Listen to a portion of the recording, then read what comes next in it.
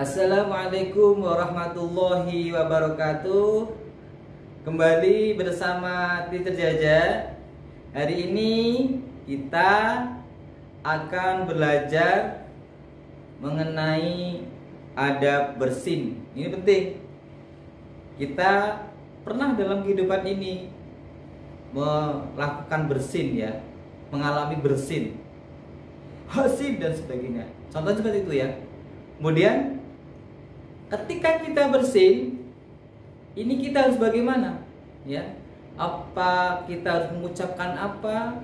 Kemudian gerakan tangan bagaimana supaya bersin ini satu, tidak menularkan penyakit jika dia itu terkena penyakit, dan yang lebih penting lagi adalah bagaimana Rasulullah SAW mengajarkan kita sebagai umatnya ketika Rasulullah bersin apa yang dilakukan. Ingin tahu?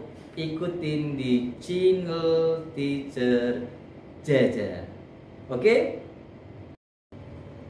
Adab bersin yang pertama adalah ketika kita bersin, hendaklah kita menutup mulut dan wajah dengan tangan atau dengan kain, sapu tangan boleh atau yang lain, ya. Dan kainnya itu bersih. Jadi ketika hasim kemudian ditutup.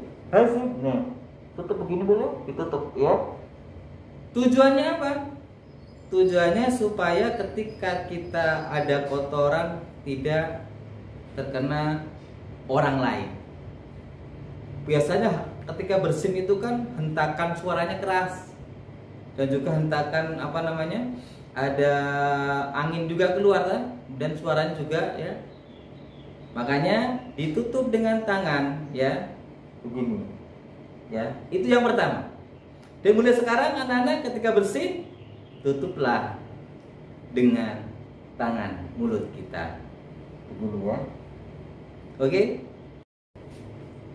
Ada bersin yang kedua, yaitu ketika kita bersin hendaklah apa? Memelankan, ya. Jadi suara kita itu ditahan, jangan terlalu keras, ya. Ditahan bagaimana? Jadi pelankan suaranya, ya. Jadi supaya apa?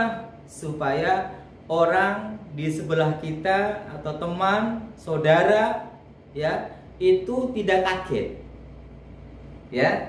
Jadi yang kedua adalah ketika kita bersin, dipelankan suara kita, ya, yang punya nadanya tinggi, ya, hasim, hasim, atau bagaimana, ya, ditahan, ya, ditahan, rendahkan suaranya. Intinya yang kedua adalah dipelankan suaranya, supaya apa? Teman-teman, saudara kita tidak terganggu dengan adanya kita bersin. Ada bersin yang ketiga, yaitu ketika kita bersin ada zikirnya, ya. Bagi yang bersin, contohnya hasim, ya, ditutup hasim begitu. Kemudian ucapin alhamdulillah atau alhamdulillahirabbil alamin, ya. Kemudian bagi yang dengar menjawab yarhamukallah, ya. Kemudian yang bersin lagi menjawab yahdikumullah.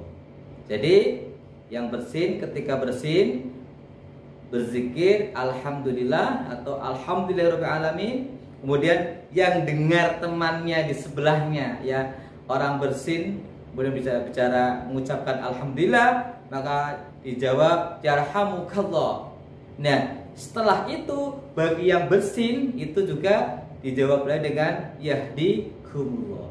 Insya Allah dengan begitu adab bersin kita sesuai dengan apa yang dicontohkan oleh Rasulullah SAW. Semoga bermanfaat dan mulai hari ini dipraktekkan.